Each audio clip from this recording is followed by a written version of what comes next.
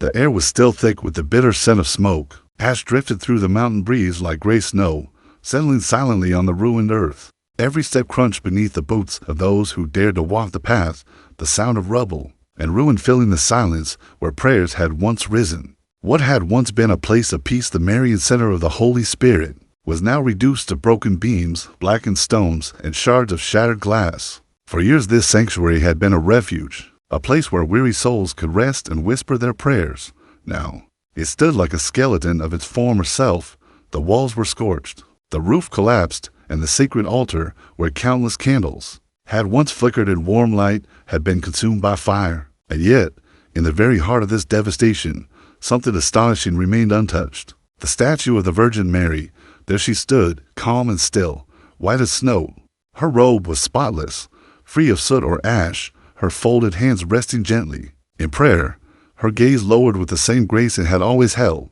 Around her feet, even the ground seemed protected. Every surface nearby bore the scars of fire. But the small circle where she stood was perfectly clean. It was as though the flames had stopped at an invisible boundary, born before her presence. Daring to go no further, it was the morning of September 24th, 2024. High in the mountains of Cordoba, Spain, for days, the land had burned. Wildfires had swept across hills and valleys, pushed forward by merciless winds. They consumed pine forests, fields, and farms. They leapt across dry roads and forced entire villages to flee. The Marian center of the Holy Spirit lay directly in their path. People feared the worst. They knew the building could not survive. The night before had been a terror. The sky glowed orange as flames raced up the mountainside. Embers floated through the air like sparks from a blacksmith's forge, igniting anything they touched. Firefighters fought relentlessly, unleashing powerful jets of water, but the winds betrayed them. The fire moved faster than human hands could fight. The roof of the Marian center glowed red from the heat. Wooden beams cracked and fell. Glass windows exploded with sharp pops, scattering fragments across the stone floor. Candles melted into rivers of wax. Altar cloths vanished into streaks of ash, and smoke filled every corner until breathing became impossible. No one believed the statue could survive. By dawn, when the flames had finally passed on to devour the next ridge, firefighters returned to the ruins. Their boots sank into gray ash as they stamped out glowing embers. They expected only silence and emptiness, but then, through the haze, they saw her. The statue of Mary stood as if the fire had never touched her, white, whole, untouched. One firefighter froze, unable to believe her eyes. She lifted her phone and captured a photo. That single image spread like wildfire itself, moving from phone to phone, across chats, across social media within hours. Some called it a miracle, others called it chance. But for the men and women standing there in that quiet morning light, explanations no longer mattered. They knew what they had seen. The Marian Center had never been a famous place. Its walls were plain, its benches nothing more than simple wood polished by time and prayer, and yet it had been beloved. Far from noise and distraction, it stood high in the mountains where church bells carried farther than human voices. Pilgrims had climbed its winding paths, bringing flowers and candles. They came burdened with sorrows or filled with joy, kneeling before Mary in tears of grief or prayers of thanksgiving. Through it all, the Virgin had stood silently, steady, a presence of comfort. But after the fire, her survival meant something more. In the ashes of destruction, she stood untouched, and in that, many saw hope. This was not the first time such a thing had happened. 9 years earlier, on July 30th, 2015, another fire broke out hundreds of kilometers away, not in Cordoba, but at a quiet military base outside Madrid. That summer had been brutally hot. The ground was dry, the grass brittle as straw, waiting for a spark. No one remembers how the fire began, perhaps from overheated machinery, perhaps from an ember carried by the wind. But once it caught, the flames spread at terrifying speed. Soldiers rushed to secure weapons and move equipment, but the fire overwhelmed them. The air turned thick and choking with smoke. By evening, much of the base lay in ruin. Grass turned to ash, supplies reduced to cinders, even metal twisted and bent under the heat. When the flames finally died, soldiers searched the grounds for hot spots. And then, in the middle of a chart field, they stopped in disbelief. There, untouched by fire, stood a statue of Our Lady of Lourdes. Her robes were white, her hands folded in prayer, her face serene. Around her feet, impossibly, the grass was green, Flowers and vases stood fresh beside her, their petals soft and unharmed. The fire had consumed everything around her but not her. It made no sense. Fire devours everything fragile, wood, flowers, cloth. Yet here was a circle of life, untouched in the middle of destruction. One soldier knelt, touching the grass. It was cool, damp, alive. Another walked along the invisible boundary where green ended and ash began. Silence fell over them.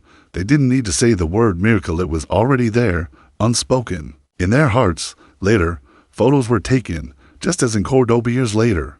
The images spread quickly. Families, churches, even the news carried the story. Skeptics offered scientific theories, but for those who had stood there, no explanation could erase what they had seen. The military confirmed the facts. Yes, the statue had been there before the fire. Yes, it survived untouched. Yes, even the flowers remained. But they offered no explanations, no conclusions. In Cordoba in 2024 and Madrid in 2015, the statues of Mary had stood against the flames. Different years, different places, different people, but the same image repeated. Fire destroyed everything, yet Mary stood untouched, hands folded in prayer. For believers, it was no coincidence. It was a sign of mother watching over her children. Even for those without faith, the image lingered, because deep in every human heart lies the desire for something that can endure when everything else falls apart. The morning after the Cordoba fire, villagers climbed the hill toward the Marian center. Some walked in silence, others carried flowers, their children's hands held tightly in their own. They expected nothing but ruins. But when they reached the top and saw Mary standing there, many stopped in their tracks. Some cried, some knelt, some simply stared in silence. An elderly woman named Elena pressed her hand to her mouth. She had prayed in that sanctuary since she was a teenager, before her wedding, before her husband's illness, through joys and sorrows alike. Now, though the building was gone, she saw the statue standing tall and whispered through tears, "She has not left us. She is still here." Nearby, a firefighter stood silently. His uniform still smelled of smoke. He had fought through the night, convinced nothing would remain. He had seen the flames destroy the roof, the windows, the altar. But now, before him, stood Mary untouched. He was not a religious man, but his voice broke as he whispered, "This should not be possible." Children, too, felt the weight of that morning. A girl of 8 stepped forward and placed a daisy at Mary's feet. She said nothing, but looked up with wide eyes, as if she had just seen someone she had always known was there. Her mother knelt beside her, realizing that while the fire had taken much, it had left her daughter with a memory that would last a lifetime. For hours, people gathered. Some prayed aloud, others stood quietly. No speeches were made, no explanations given, only the silent recognition that something sacred had endured. The story spread quickly. Priests preached about it in their homilies. Families shared it over dinner tables. Even those who doubted faith could not forget the image, because deep inside, everyone longs for something unshaken, something that could stand even when the fire comes. In Madrid, soldiers returned often to the untouched statue. Men hardened by war now sat quietly before her. Some brought flowers, others simply sat in silence. One admitted, "I never prayed before, but after that day, I had to sit here, even if I didn't know what to say."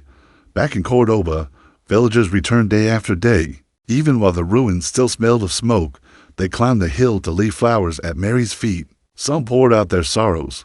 Others sat quietly in peace.